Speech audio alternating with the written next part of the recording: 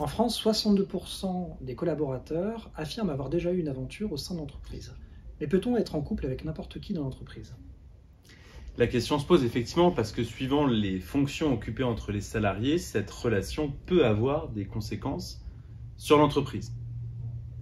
C'est du moins cette thématique qu'a pu aborder la Cour de cassation dans un arrêt rendu le 29 mai dernier, qui traitait justement de la relation entre un salarié occupant notamment les missions de direction des ressources humaines et une représentante du personnel et syndical salarié de l'entreprise. Dans cet arrêt, une personne qui avait reçu des délégations de pouvoir en matière de ressources humaines était en couple avec une salariée qui exerçait, à côté de ses fonctions de salarié, un mandat de représentante du personnel et également avait un mandat de représentante syndicale. Ce couple, qui était ensemble en réalité depuis 2008, avait vécu différents épisodes dans la vie de l'entreprise, notamment des discussions autour d'un plan social, puisque ce collaborateur représentait les intérêts de l'entreprise, et également des problématiques en lien avec des grèves qui avaient pu intervenir dans le cadre de l'entreprise. Alors, le président ou le directeur général de l'entreprise n'avait pas du tout connaissance de cette relation au sein de l'entreprise. Et finalement, l'a découvert après plusieurs années de collaboration, plusieurs années de confiance, on peut dire, avec ce collaborateur qui occupait des fonctions de ressources humaines. Et lorsqu'il l'a découvert, a engagé une procédure de licenciement à l'encontre de ce collaborateur qui a abouti à un licenciement pour faute grave. Ce collaborateur a contesté le licenciement dont il a fait l'objet et cela explique l'arrêt qui a été rendu par la Cour de cassation en la matière. Le licenciement était fondé sur le conflit d'intérêts et l'acte de déloyauté qu'aurait commis le collaborateur en n'informant pas son employeur de l'existence de la relation. Il contesta son licenciement, la cour d'appel considéra le licenciement comme justifié et il forma un pourvoi en cassation.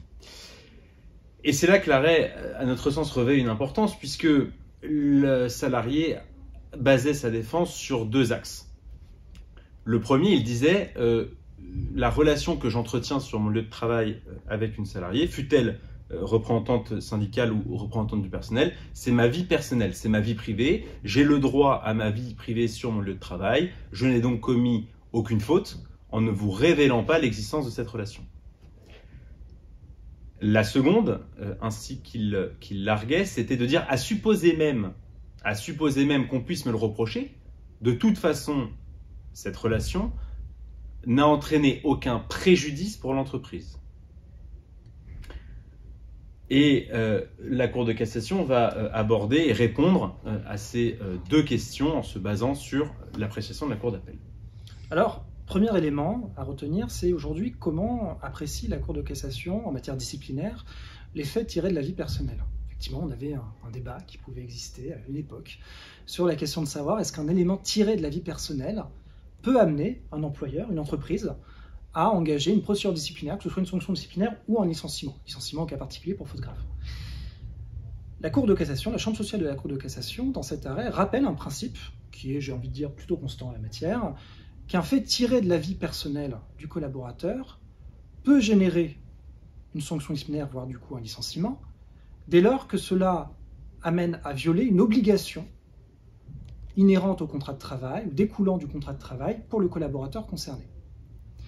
Et donc finalement, on est sur la première étape du raisonnement. Est-ce que cette relation, dans le cadre de la vie de l'entreprise, permet de considérer que nous avons un manquement à une obligation inhérente au contrat de travail? Et la chambre sociale de la Cour de cassation, qui va opérer en la matière un contrôle léger, ce qui veut dire contrôle de validation, si on essaie de le synthétiser, du raisonnement rendu par la Cour d'appel, va confirmer la violation par le collaborateur de son obligation de loyauté. Alors on le sait, tout contrat de travail implique une obligation de loyauté de la part d'un collaborateur vis-à-vis de l'entreprise. On peut parler parfois effectivement de violation d'obligation de loyauté lorsqu'on exerce par exemple des actes de concurrence déloyale vis-à-vis de son entreprise. Là on est finalement centré sur la question de la vie personnelle du collaborateur. Et au regard des épisodes de cette vie, de la vie de l'entreprise, au regard de la fonction du collaborateur, qui étaient des fonctions de ressources humaines au regard des délégations qui étaient les siennes, la Cour de cassation va confirmer, pour être plus exact, le raisonnement de la Cour d'appel, estimant que ce conflit d'intérêts lié entre, d'un côté, la représentation que j'ai vis-à-vis de l'entreprise du fait de mes délégations dans le cadre des ressources humaines, et d'un côté, et de l'autre côté, la relation intime que j'ai avec cette représentante du personnel ou représentante syndicale, fait que je ne pouvais valablement ou correctement, ou en tout cas il peut y avoir un doute en la matière, sur le fait que je puisse exécuter valablement mes fonctions, et même on va aller plus loin, parce que c'est ça la clé importante de cet arrêt, c'est surtout que la personne qui exerçait ces fonctions de ressources humaines n'a jamais indiqué, à aucun moment, auprès de sa direction, le fait qu'il était en couple avec cette représentante du personnel, qui était aussi également représentante syndicale. Et c'est finalement au regard de cette dissimulation de cette relation que la Cour de cassation va confirmer le manquement de ce collaborateur à une obligation de loyauté. Alors effectivement, après, on est sur la deuxième étape du raisonnement. Finalement, est-ce qu'on a besoin véritablement, au regard du licenciement pour faute grave qui a été notifié, est-ce qu'on a besoin de justifier de la réalité d'un préjudice? Question, il est vrai, assez intéressante. Alors pour le coup, on le sait, c'est plutôt constant. La démonstration du bien fondé de la faute grave n'implique pas de démontrer un préjudice à l'entreprise.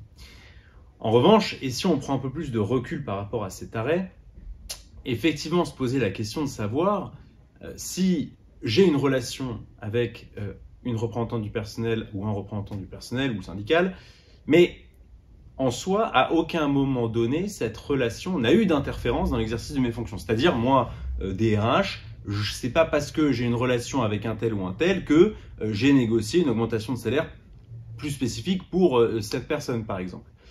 Donc c'était la question sous-jacente aussi, le deuxième argument, en disant mais en réalité, de toute façon, à supposer même que j'avais cette relation, vous, entreprise, n'avez commis aucun préjudice. Et en fait, cette circonstance est parfaitement inopérante puisque la Cour de cassation va rejeter cet argument classiquement en matière de faute grave. Là aussi, pour revenir sur ce que disait Uriel, effectivement, le contrôle opéré, c'est un contrôle léger. Donc en fait, il faut aussi, je pense, remettre cet arrêt dans son contexte, et on va y venir juste après, sur les conséquences qui découlent de cet arrêt, en disant que le contrôle léger signifie que la Cour d'appel a pu arriver à ce résultat à partir de ces constatations de fait, mais elle aurait pu arriver à un autre résultat. Ce qui pose aussi la casuistique de cet arrêt, et les conséquences qui en découlent, si jamais les faits étaient un peu similaires, et notamment si un directeur des ressources humaines ou une directrice des ressources humaines informait dès le début de son embauche l'existence d'une relation avec un ou une salariée occupant un mandat de représentant syndical ou du personnel. Et la question pourrait aussi se poser dès lors qu'un représentant des ressources humaines ne dissimulait pas, ne cachait pas la relation qu'il pouvait avoir avec un représentant du personnel ou un représentant syndical au sein de l'entreprise. Et d'ailleurs, lorsqu'on s'intéresse à l'arrêt qui a été rendu par la Cour d'appel, qui fait lui-même référence à la lettre de licenciement qui a été notifiée auprès de ce collaborateur, il est mis en évidence que ce collaborateur, finalement, et on revient toujours au même sujet, ce qui lui a été reproché, c'est la dissimulation, sur plusieurs années au demeurant, de cette relation qu'il pouvait avoir avec cet autre salarié, représentante du personnel et représentante syndicale, au sein de l'entreprise.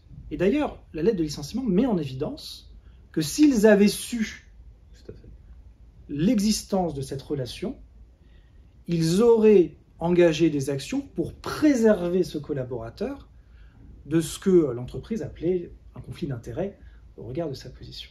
Et ce qui pose aussi des questions pratiques. Ok, moi, DRH ou homme ou femme, j'ai une relation avec un ou une représentant du personnel. Je suis DRH, j'ai une délégation de pouvoir. J'informe ma direction et je dis j'ai une relation avec telle ou telle personne. Et la direction me dit on va prendre des mesures. Oui, mais quelles mesures? Parce que moi, j'ai été recruté en qualité de DRH et j'ai pour mission notamment de participer à la négociation des accords collectifs intéressant l'entreprise, l'établissement, etc. Oui, mais si ça fait partie de mes missions et je dis en fait, je suis en relation avec la négociatrice ou le négociateur principal côté syndical, on va me dire oui, mais on va t'enlever cette mission. Oui, mais moi, est-ce qu'on peut le faire au regard de mon contrat de travail et de la délégation associée? C'est toutes ces questions qui vont se poser. Sans étendre le débat effectivement jusqu'à ces questions, mais qui sont intéressantes et qui sont finalement la vie de l'entreprise aujourd'hui, il faut noter que ce principe de la dissimulation de la relation a déjà pu être pris en considération dans le cadre d'arrêts qui ont pu être rendus par des cours d'appel, et notamment par la Cour d'appel de Bordeaux. Donc en réalité, ce n'est pas une première, ce n'est pas une nouveauté. Ça a déjà existé, mais sans doute que cet arrêt rendu par la Cour de cassation lui donne une résonance toute particulière. Résonance d'autant plus particulière que se pose la question, au regard des arrêts récents rendus par la Cour de cassation, si cette notion en fait de vie personnelle au travail, elle ne s'apprécie pas de manière différente en fonction des problématiques soumises à la Cour de cassation. Alors c'est une donnée intéressante, parce que là on voit finalement que dans cet arrêt, on s'attachait beaucoup à la fonction, à la répercussion de cet élément tiré de la vie personnelle sur la fonction du collaborateur, sa capacité d'exercer sa fonction, et puis sur cet aspect de dissimulation sur lequel je ne reviendrai pas.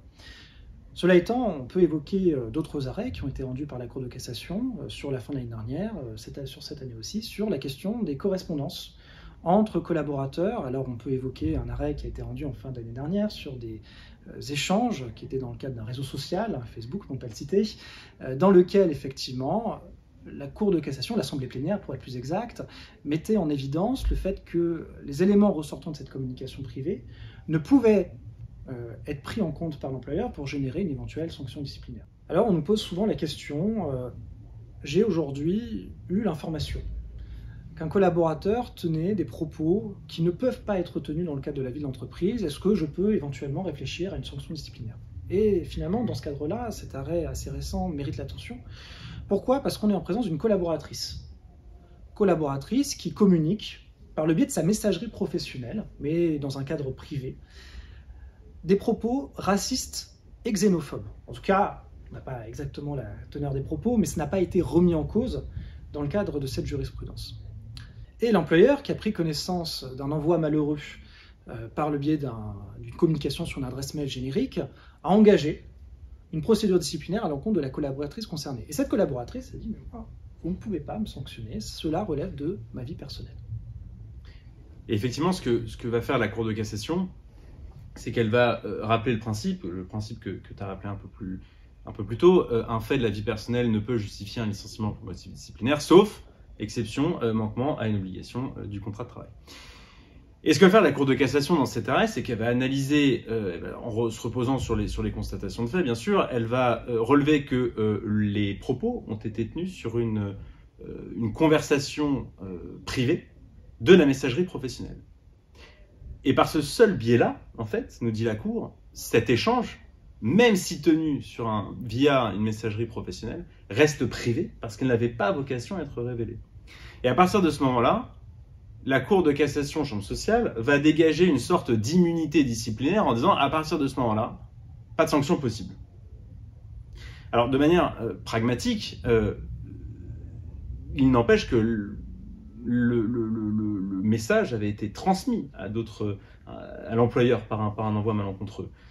Et ce qui interpelle peut-être dans cette solution, c'est que on a l'impression que, indépendamment des propos racistes et xénophobes, et ce n'était pas contredit, comme tu l'as rappelé, la salariée ne pouvait pas être licenciée. Et ça interroge.